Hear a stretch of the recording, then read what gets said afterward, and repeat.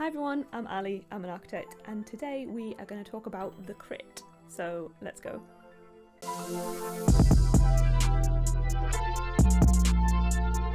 Okay, so this video is part of a new little series that I'm probably going to term like part 1 survival or something, just terminology for things that you come across in architectural education. And the first one is the crit, which can also be called like review, jury, critique, but pretty much ubiquitous across all architectural education in the UK and the world is the crit, like a process of presentation and review. We're just going to talk a bit about what it is, why it's helpful now and also throughout your whole career, and a few tips and tricks for it. So the crit is how I knew them at school. I went to art school for my bachelor's and then just normal university for my master's degree, but still kind of with art school vibes because there was a merger.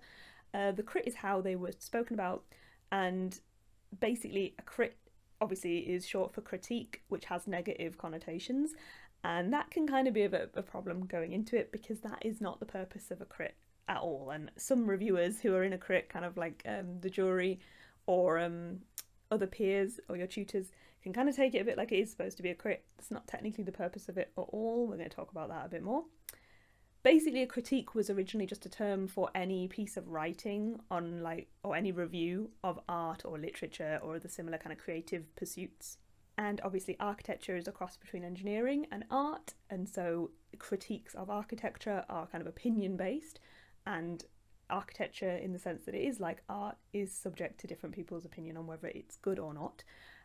Which is essentially what a crit is for. Obviously in architecture, it being also engineering based, there are ways it can be literally wrong, but there are also ways that it's, is subjective. So you shouldn't ever take all critique personally, and one of the key things about a crit is not to do that.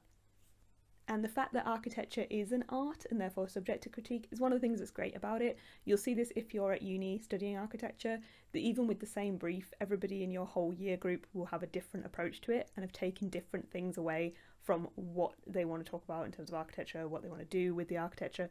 And that's brilliant. That's why we need diversity in the profession of architecture, because everybody approaches it with a different sort of frame of reference, and that's what makes architecture interesting. Okay, so what is a crit? A crit is where you present your response to a brief.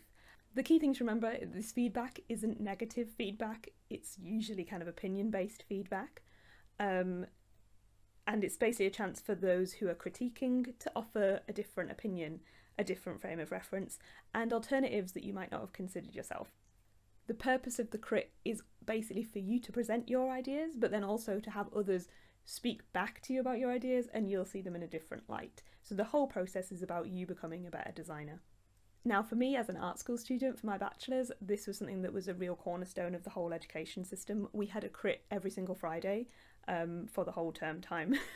So most of those were kind of interim crits, and then there'd be a final crit at the end of the project. So you might be familiar with the two terminologies. Interim crits are usually a little bit more laid back. It's a design that's in development. And a final crit is stressful. You're producing all of your presentation for that to present your design to basically everybody.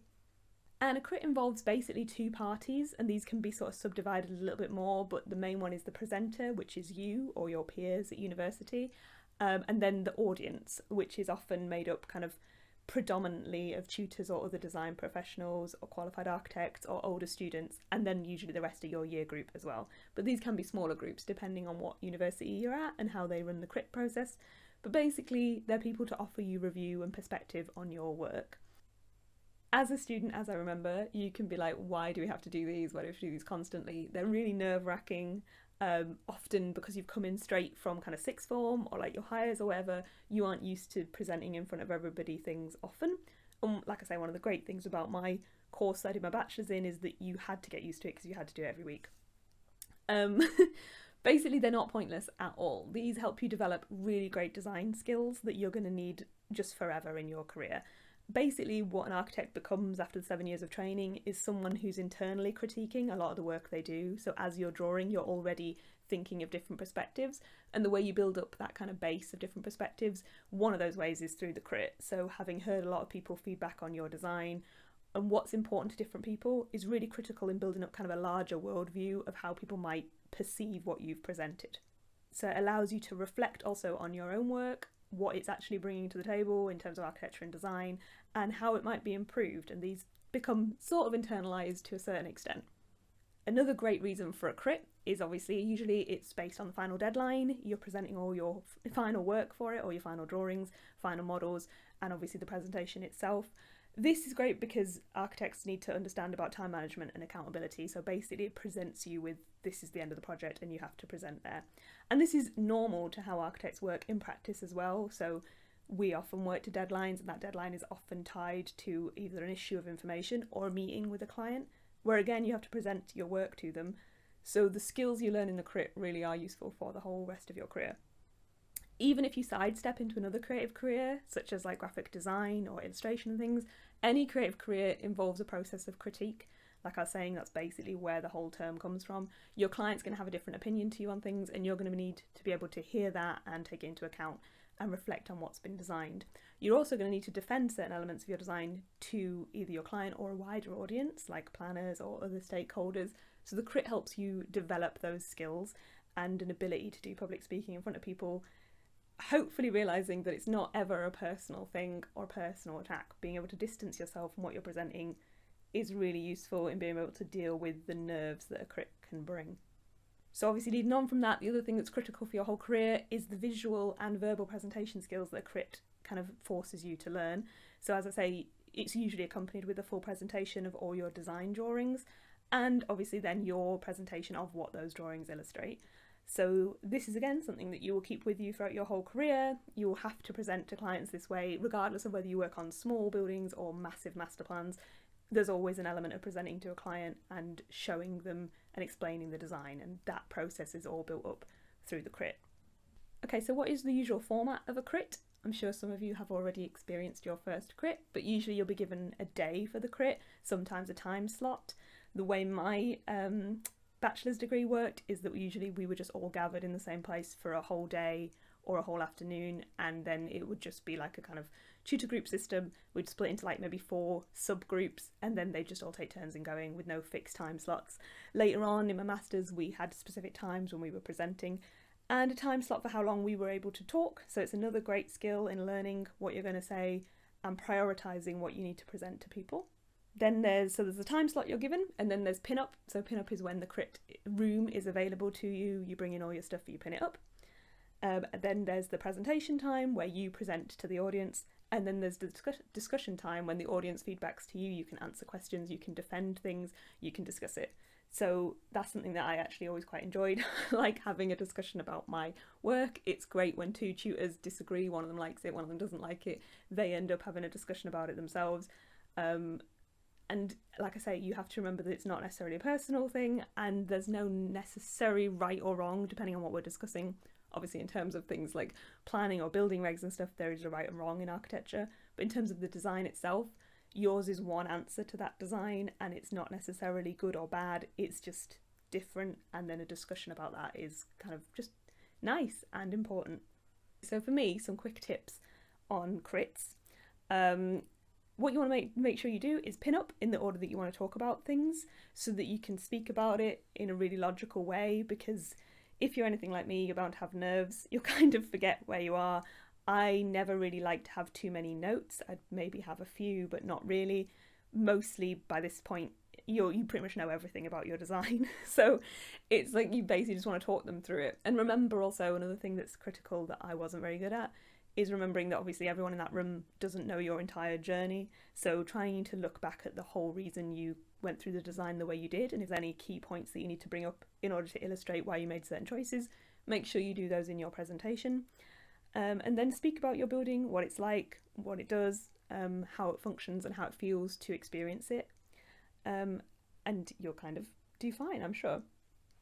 Another tip from me is, because I do get nervous, I never liked sitting in the crit room watching other people because I was waiting for my turn. It made me feel really nervous. So from like my second year of architecture, literally up until I finished my master's, if I had a choice about the timings, so either if it was like whoever goes first, there's no system, or if you were helping in picking the time slots or writing yourself into a time slot, I would go as soon as possible.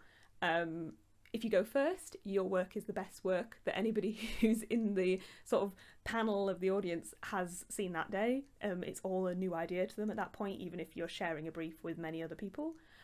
Also, as I'm sure you've experienced if you've seen one, crits tend to be a whole day or at least like a whole afternoon. And by the end of that, then the people who are discussing it, so the tutors or visiting lecturers and stuff, get a bit tired and bored, and they tend to start wanting to point out more issues than they want to discuss like great opportunities and great design. So the sooner you go, the better kind of audience you get, who are much more interested in seeing what you have to show. And also it means you get the rest of the time to kind of sit there, listen to everybody else's designs, and really listen, because you're not freaking out about what you're going to say or whether you're going to say is better or worse than them. So basically I'd say get it over with, do it first, and then just sit back and actually like kind of learn something from everyone else's crits is the best thing that you can do. Okay, so that's it really, guys. Things to remember for the crit is that it is for you. It helps you develop skills that you're going to use for the rest of your career.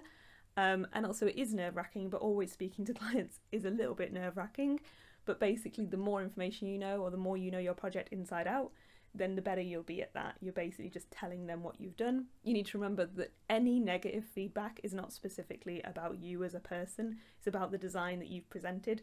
And negative feedback is really critical in becoming a better designer. So it is critique rather than you're terrible, because no one expects you to be brilliant if you're still being taught.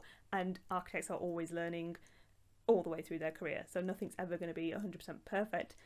Sort of visual and verbal presentation skills are something you continue to develop throughout your whole career. So really don't worry too much, don't put too much emphasis on it, try and enjoy it, and try and just really enjoy the discussion of your work, because that's the way you get the best feedback. Okay, thanks guys, I hope that was a little bit useful. I hope you have a great day wherever you are, and I will see you in the next one. Bye. Oh shit. That's just soundproof and just falling off the wall, so no worries, no worries.